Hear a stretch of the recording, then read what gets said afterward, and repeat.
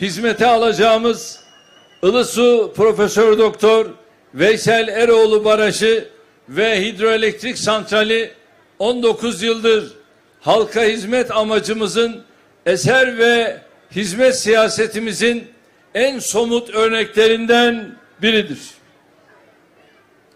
Cumhuriyetimizin 100. yılı için milletimize söz verdiğimiz yatırımlardan biri olan Ilısu projesini hamdolsun finansmanından terör örgütünün saldırılarına kadar her aşamasında önümüze çıkartılan nice engellere rağmen tamamladık.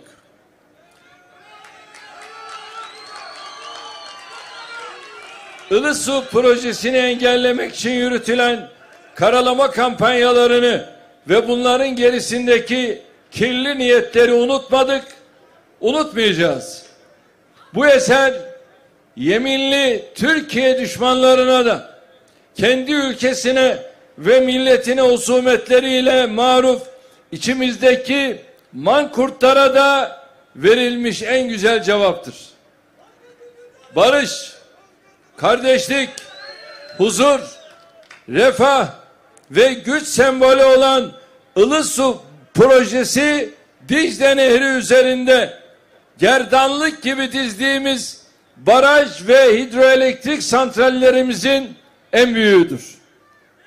Atatürk Barajı'ndan sonraki en büyük ikinci gövde hacimli bu barajımız ön yüzü beton kaplı baraj tipi bakımından da dünyada ilk sırada yer almaktadır. Su depolama kapasitesi yaklaşık 11 milyar metrekübü bulan Ilısu 1200 megawattlık kurulu gücüyle 4. büyük hidroelektrik santralimiz olarak ülkemize yıllık 3 milyar liralık fayda sağlayacaktır.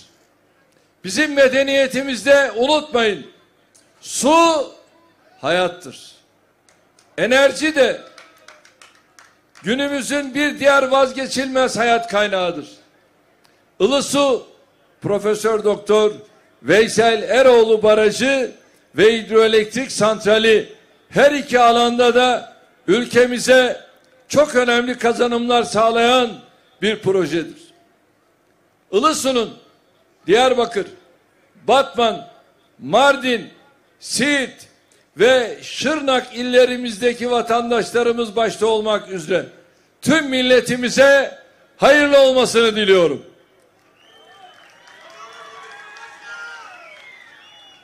Bu barajın ülkemize kazandırılmasında emeği geçen bakanlarımıza, kurumlarımıza, yüklenici firmalara, mühendisinden işçisine, herkese teşekkür ediyorum.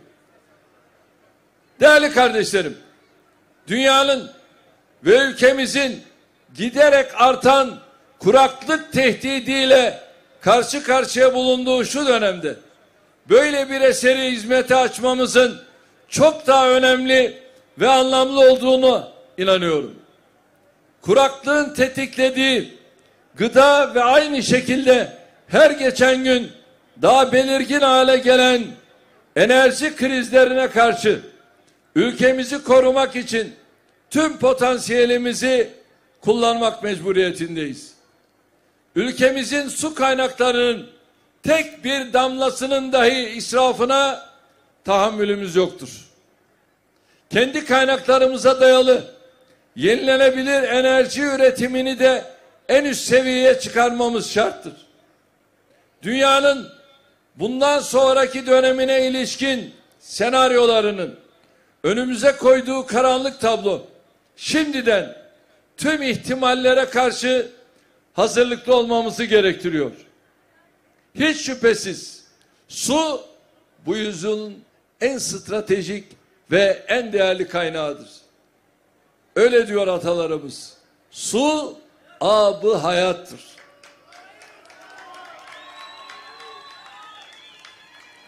İklim değişikliği, kuraklık, artan nüfus ve kentleşme ile birlikte su kaynakları üzerindeki baskılar giderek artmaktadır. Dünyada son 60 yılda 3 milyardan 8 milyara çıkan nüfusa karşılık yeryüzüne düşen yağış miktarında herhangi bir değişiklik olmamıştır. Üstelik iklim değişikliğiyle bağlantılı kuraklık, sel, orman yangını gibi afetler giderek sıklaşmaktadır. Su kaynaklarının kullanımının kalite ve miktar yönünden azalması da ayrı bir sıkıntı sebebidir. Mevcut su kaynaklarının %70'ten fazlası tarımda, yani gıda üretiminde kullanılıyor. Bu durum özellikle su konusundaki her olumsuzluğun gıda üretimine de yansıyacağı anlamına geliyor. Bilindiği gibi Türkiye su zengini bir ülke değildir. Ben de sizi seviyorum.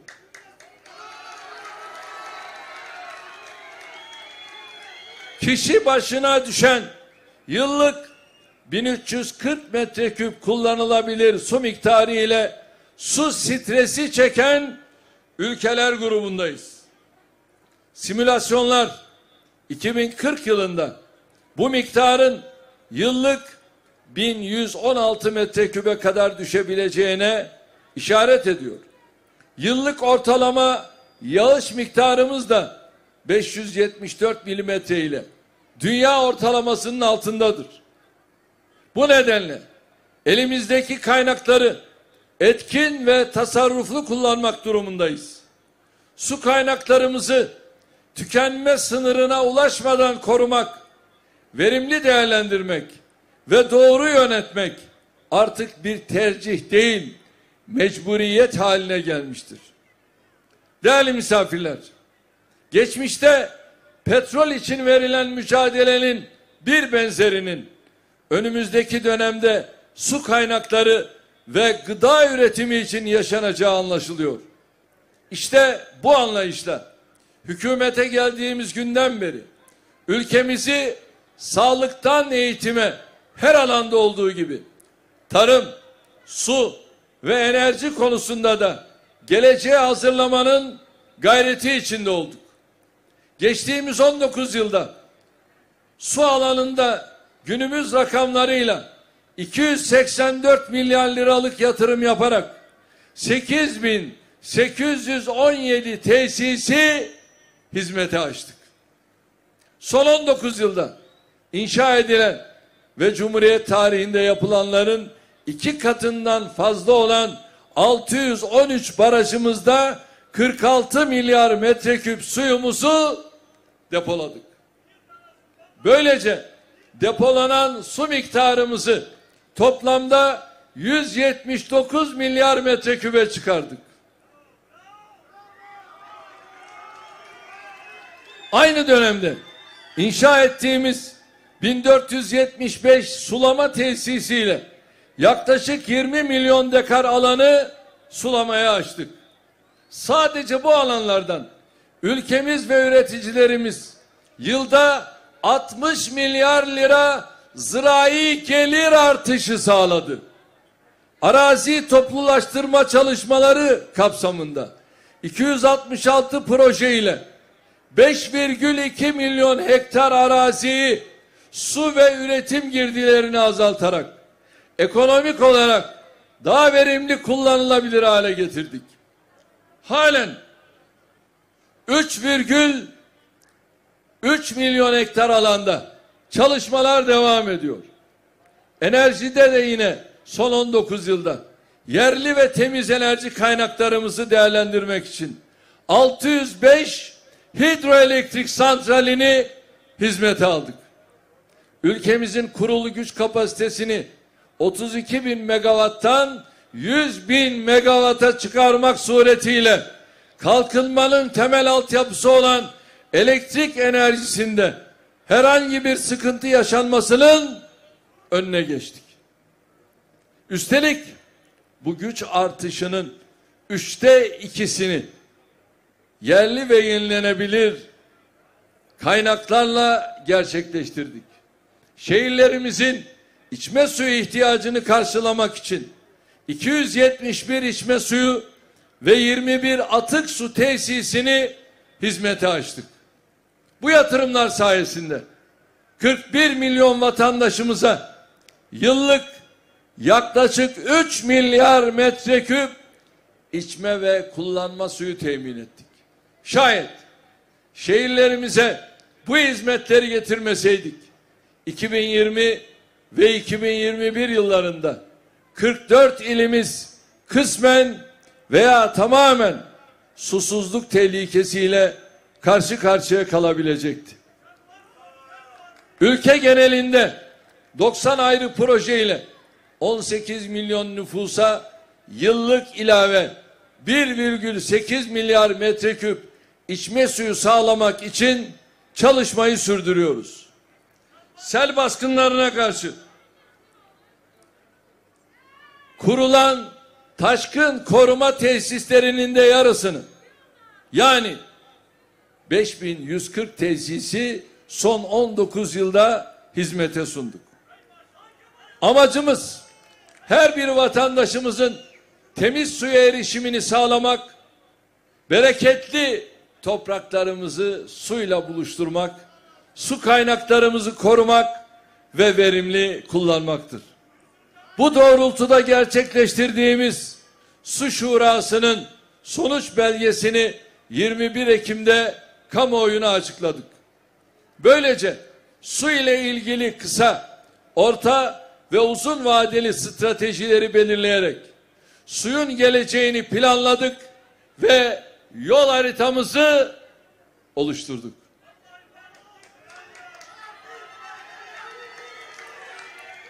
Önümüzdeki dönemde de su alanında yeni yatırımlar yapmaya, suyun gücünü milletimizle buluşturmaya devam edeceğiz.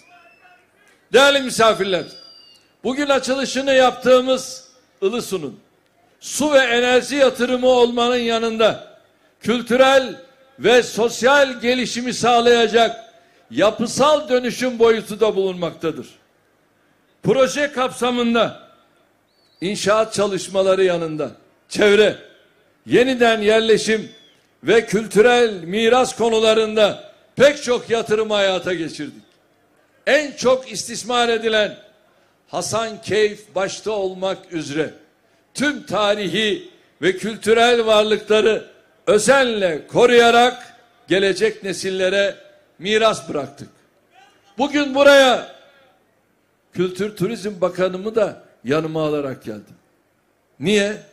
Çünkü bütün o kültürel değişimi istiyorum ki yerinde izleyelim ve artık burası turistlerin tamamen uğrak yeri olsun.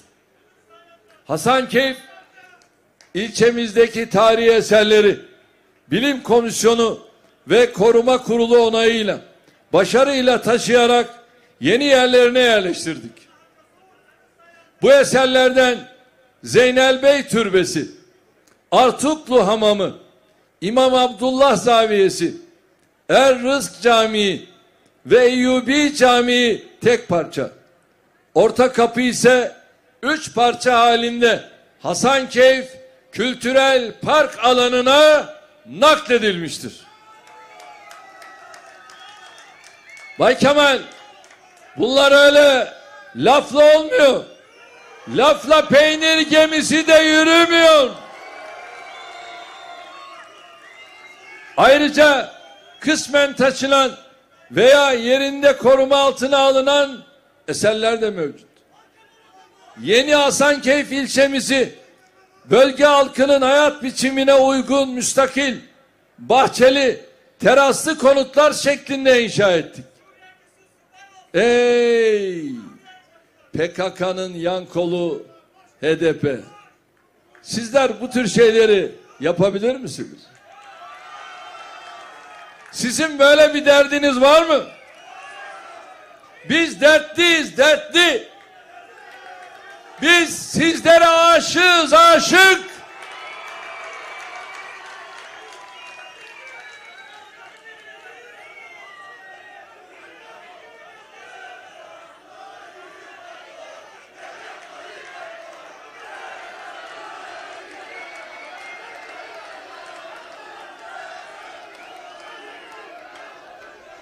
Bu kapsamda 875 konutu ve 154 iş yerini tamamlayarak hak sahiplerine verdik. Ayrıca hükümet konağı, belediye, emniyet, jandarma binaları, devlet hastanesi, kütüphane, spor salonu, müze, yüksekokul, arıtma tesisi, cami ve okul gibi kamu hizmet birimleri de tamamlanarak hizmete alındı. Yani biz burada, benim Kürt kardeşlerim var. Bu Kürt kardeşlerimi biz ihmal edemezdik, etmedik ve onlara da bu eserleri kazandırdık.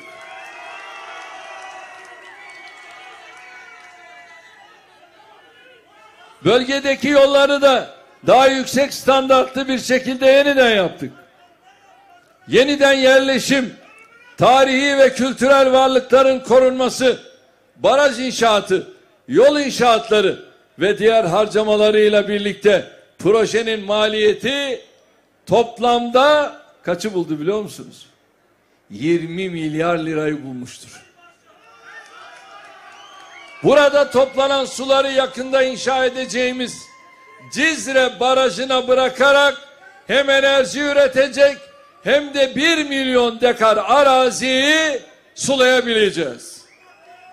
Ilısu Profesör Doktor Veysel Eroğlu Barajı ve hidroelektrik santrali geçen yılın 19 Mayıs'ından bugüne kadar yaklaşık 4 milyar kilowatt saat enerji üretimi gerçekleştirerek ekonomimize 2,6 milyar lira katkı sağladı. Bir kez daha bu muhteşem, görkemli tesisin bölgemize, ülkemize ve milletimize hayırlı olmasını diliyorum. Emeği geçenleri tebrik ediyorum. Ve ben siz değerli kardeşlerime sevgilerimi, saygılarımı sunuyorum. Biz AK Parti'yiz. Biz Türküyle, Kürdüyle, Arabıyla, Gürcüsüyle hiçbir bu ülkede yaşayan vatandaşlarımıza ayrım yapmadan sizleri Allah için seviyoruz. Sizden ricam şu: 2023'ün 14 Haziran'ına bir olarak, beraber olarak, iri olarak, diri olarak, kardeş olarak girecek ve inşallah bu bölgelerden büyük bir yekunla, zaferle çıkacağız. Şu anda hazır mıyız? Tek millet, tek bayrak, tek devlet, tek vatan. Allah yar ve yardımcımız olsun. Cumhurbaşkanımız Sayın Recep Tayyip Erdoğan'a konuşmaları için çok teşekkür ediyor ve Sayın Cumhurbaşkanımızı bir müddet daha sahnede misafir ediyoruz. Sayın Cumhurbaşkanımıza günün anısına hediyelerini takdim etmek üzere Tarım ve Orman Bakanımız Sayın Bekir Pakdemirli'yi sahneye davet ediyoruz. Buyurunuz lütfen.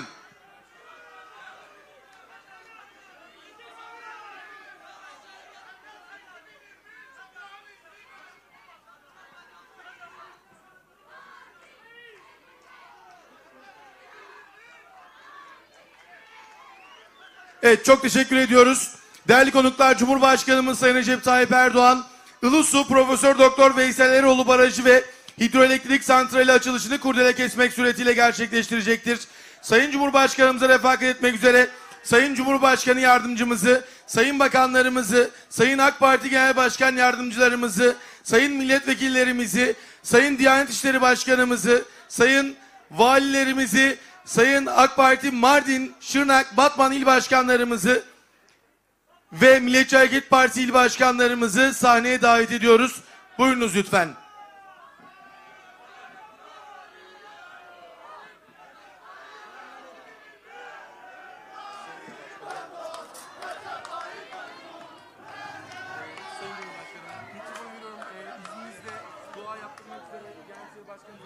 diyeceğim. Veysel Bey gel. Efendim.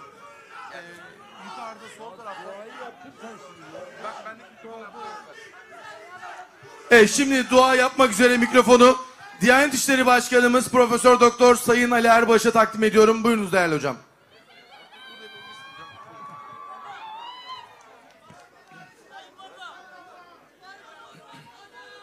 Amin. Nasıl?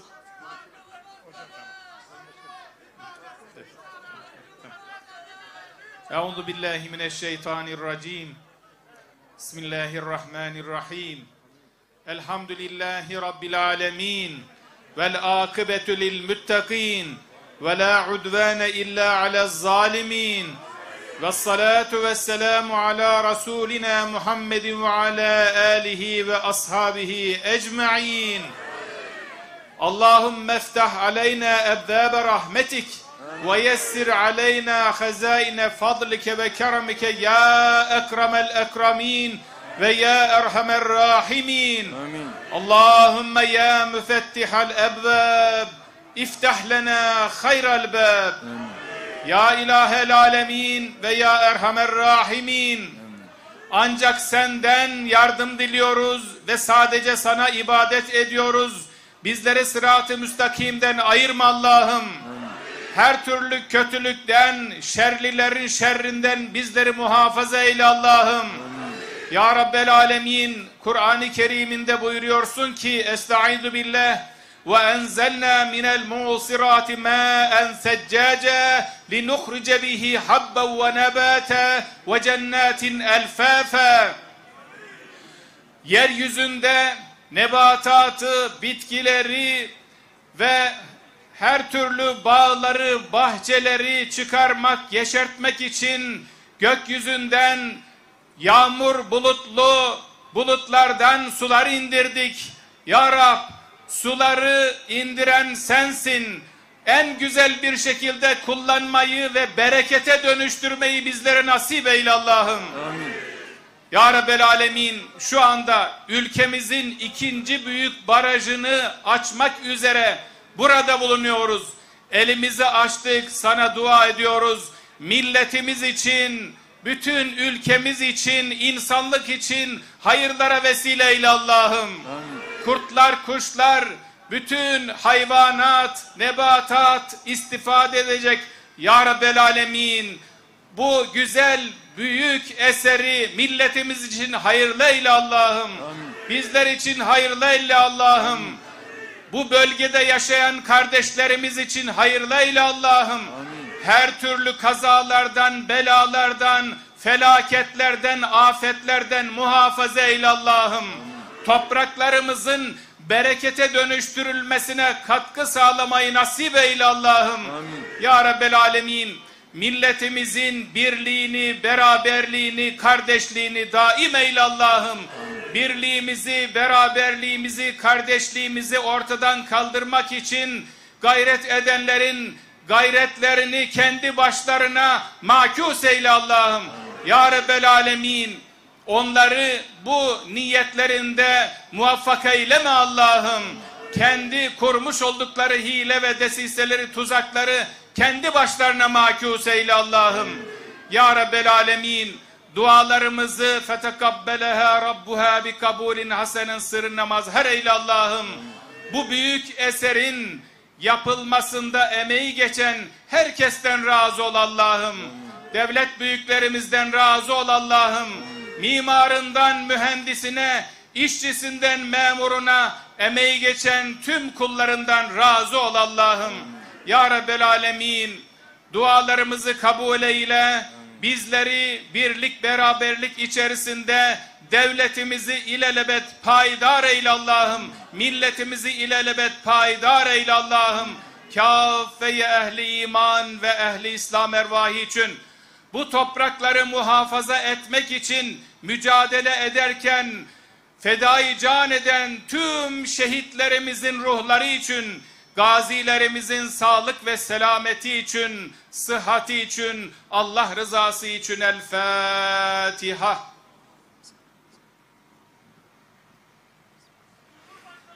Diyanet İşleri Başkanımıza çok teşekkür ediyoruz. Sayın Cumhurbaşkanımız sahnede zat devletleriniz kurdele keserken sizinle aynı zamanda baraj gövdesi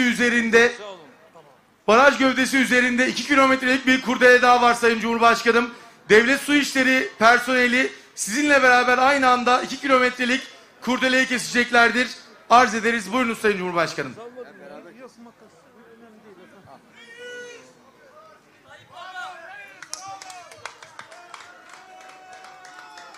Hazır mıyız?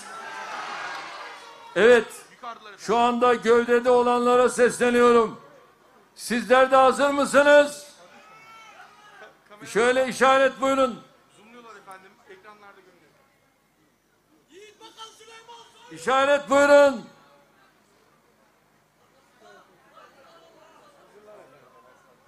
Evet. Şimdi hep birlikte gövdede bulunan kardeşlerimiz de kesecekler kordeleyi ve bugünün anısına da makaslar hatıra olarak kordeleyi kesenlerde kalacak. Tamam? Ya Allah!